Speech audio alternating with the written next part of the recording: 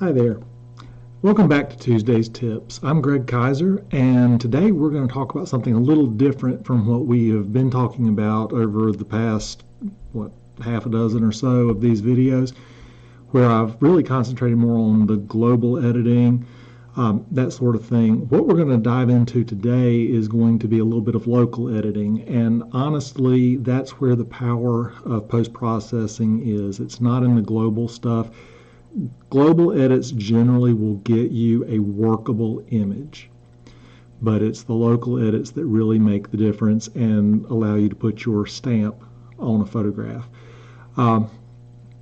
The idea for today's video came from a recent trek where I came back with some pictures of a 1960 Thunderbird, and one of the problems that I had dealing with this car was that the paint was baby blue and it just showed some signs of age, but there wasn't the typical rust that I would normally have, which builds its own contrast, and I get to use textures and things like that.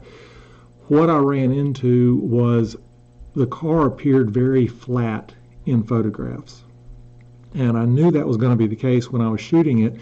So like I try to tell folks when they're out in the field, go ahead and shoot for how you intend to edit. And what I mean by this is look for scenes, whether it be landscape, people, or in this situation, a car.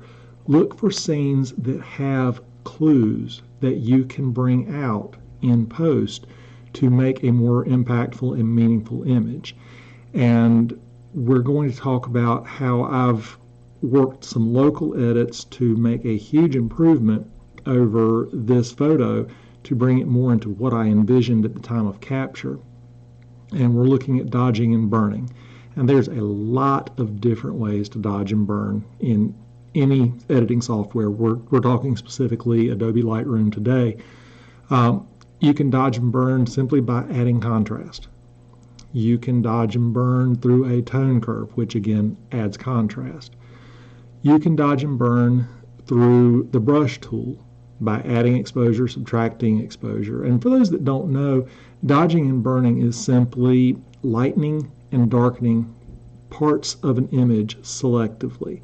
Dodging is you are lightening areas, areas that are already maybe brighter than others, you're bringing them up a little bit brighter.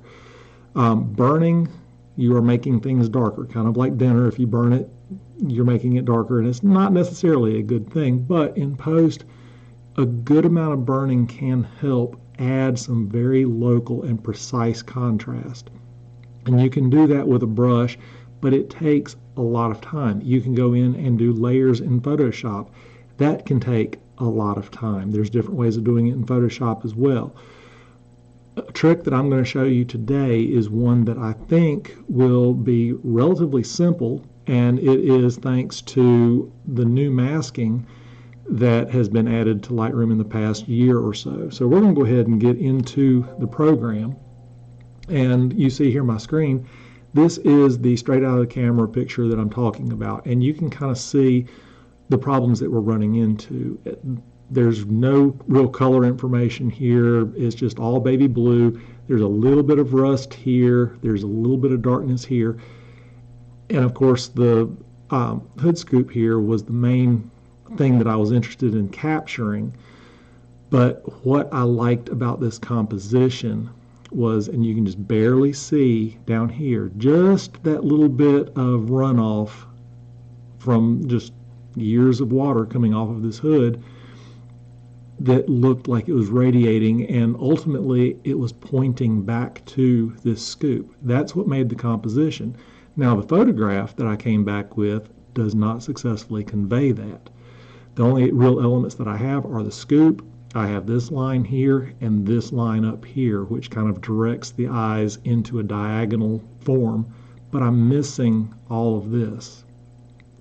So what I did, and I've got several different versions of this, we'll move over into this version, and this is after pretty much all of the edit has been done. And you can see I've added contrast. Of course, I've converted it to black and white because the black and white tends to lend itself better to a higher contrast scene, in my opinion. I have lowered the highlights just a little bit. I've lowered the shadows to bring these even darker. The whites have been boosted, and I've done it to where just almost clipping up here, but not quite. Blacks have been dropped down, and that brings more body into this area here. And you see we're starting to pick up these elements here that I really wanted to focus on. And if you look over here with the tone curve, I've done a simple tone curve here. I've dropped down these areas, which are going to be these little darker than mid. So I've dropped those down while keeping the highlights about where they were to begin with. Those are just anchors. Those were not adjustments. Those are just there to lock in these values because I didn't want to overcook the highlights. So I've taken it about as far as I could through global edits. And this is actually an easy one to globally edit because we are dealing with all very similar stuff and it's all going to be treated the same way.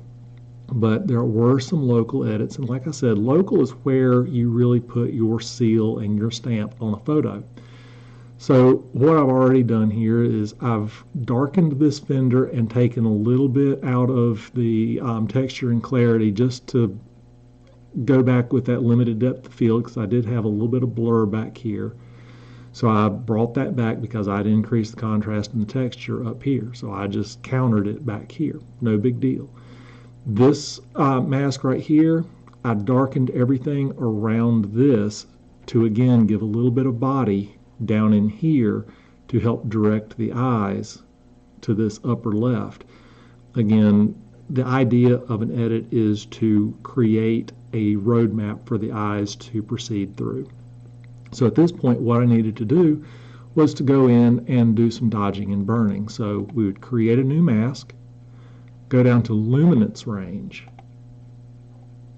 and you get this little grid right here. And these ears on either side are going to dictate where that range is. And as you see, as I move this from left to the right, because again, this is the dark side to the left, this is the bright side to the right, but you see how I'm able to show what I'm going to affect, and that's going to be this area in green here. I've got mine set to green. I think it defaults to red in Lightroom. I like green. Don't ask me why. I don't have a great reason. It just seems to show up better in most situations for me. But that's the ear, and these little arrows are going to be your feather. So I can feather this out even more, or I can make it a little bit more hard-edged. And it's really a suit to taste, and you can see where things are affected. And at this point, I would come and bring the exposure up just a little bit.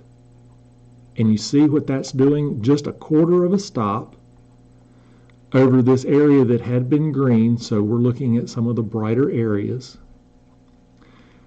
And we can do this little eyeball over here, back up under the masks, do the eyeball next to the mask you're talking about, and you can turn that off, and you can see what that quarter of a stop did to the brighter areas. Now that's what we refer to as dodging.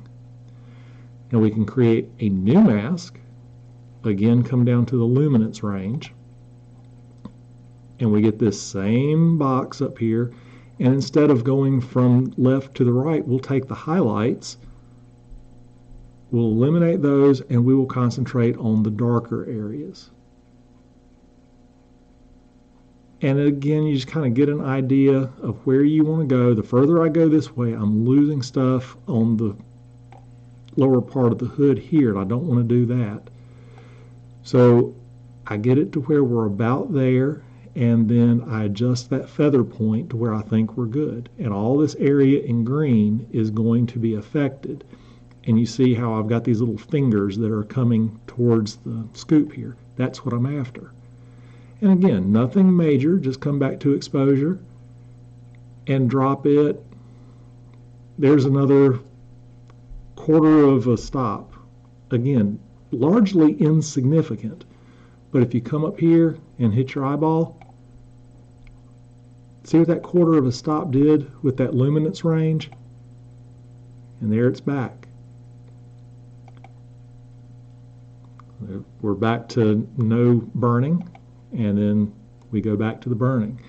And you see how it automatically, not automatically, but you've done it, but it will now draw your eyes because you have darkened these dark areas. You have added structure all over here. Now without these local masks, that's what we're looking at. That's what I started with. And then when I brought the masks into play, just dealing with this fender here, darkening everything around here, and then doing a dodge and burn layer, here's what we've got. And of course, if you want to do like I do, and you see here I've got fender and vignette, that's so I can identify. This right here was our burning layer. So you double click on mask 2, call it burn. Come down to mask 1, which was our dodge layer, double click, make that dodge. And there you have it. We've now gone from, let's see, get rid of the masks. We've gone from that right there, which is largely a flat image, and it doesn't have these elements that I saw at the scene and knew what I could do in post. I knew this was going to be black and white, knew I was going to add contrast. I knew all these things when I shot it. And what I came up with was this. And if you decide, I might have overcooked the brights too much, you go back up to the masks. This is what I love about Lightroom. And we know the dodge layer is what I use to brighten. So we're going to open that. And there's our quarter of a stop. We can either reduce this down to, a tenth of a stop, or if we leave it there, we can come up here to the amount slider, and we can drop that amount. And it's just like the opacity layer in Photoshop. And we can change how that looks. We can add to it if we like the effect. We can subtract from it. That is really, really handy when you have multiple sliders that have been adjusted and you like the overall effect. You just need to dial it back a little bit. So that's pretty much where we're at. And it's just a real simple trick. As you saw, it took me 30 seconds for each one to get it dialed in. It's not difficult at all, but by concentrating on dodging and burning, we can go from something like this to something like this. And I think that's just really amazing. So if you're having some difficulties with Lightroom, hopefully these little quick tutorials are helping show some ways of handling some of the issues that you can come up with in post-processing. I'll keep doing these every week. If you have any suggestions, drop them in the comments. And if Lightroom is something that you are struggling learning, let me know. We can work out a mentorship session. We can do it virtually, so wherever you're at, we can do this through Skype or a different platform, and I can walk you through some edits and teach you a few things that way. Ideally, this is going to be enough to unlock that one secret that's going to help your editing, and that's what I'm hoping. That's the whole goal. But if there comes a time that there's more that I can help you with, please let me know. We'll work something out. I also do in-person workshops, and I'll leave links to all this in the description. But again, if you have any ideas for any future videos, let me know. Drop them in the comments. Don't forget, like and subscribe, and we'll see you again here next week. Thank you so much. Bye-bye.